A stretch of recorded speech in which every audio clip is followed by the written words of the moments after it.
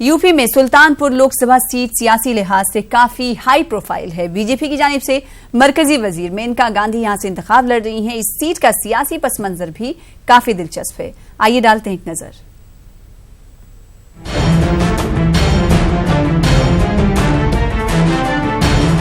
UP की Sultanpur Lok Sabha seat पर लंबे अरसे तक कांग्रेस का कब्जा रहा है।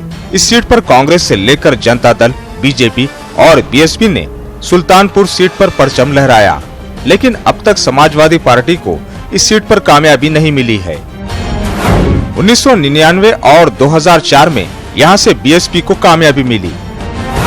2009 में इस सीट पर कांग्रेस ने कामयाबी हासिल की।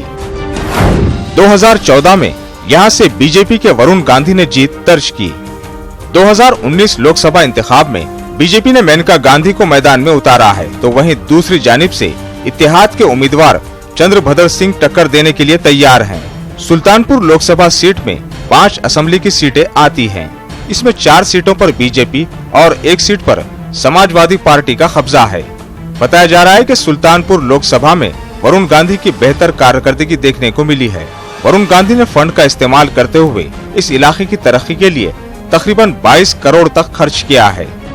सुल्तानपुर के सियासी पस मंजर पर नजर डालें तो अब तक समाजवादी पार्टी का खाता भी इस सीट पर नहीं खुल सका है, लेकिन इस मर्तबा इत्तेहाद की वजह से लोकसभा इंतखाब में बीजेपी और कांग्रेस के मुकाबले सपा और बसपा का पलड़ा भारी नजर आ रहा है।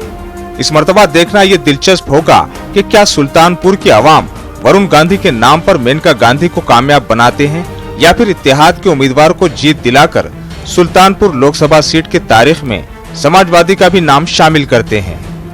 Bureau report, news 18 Urdu.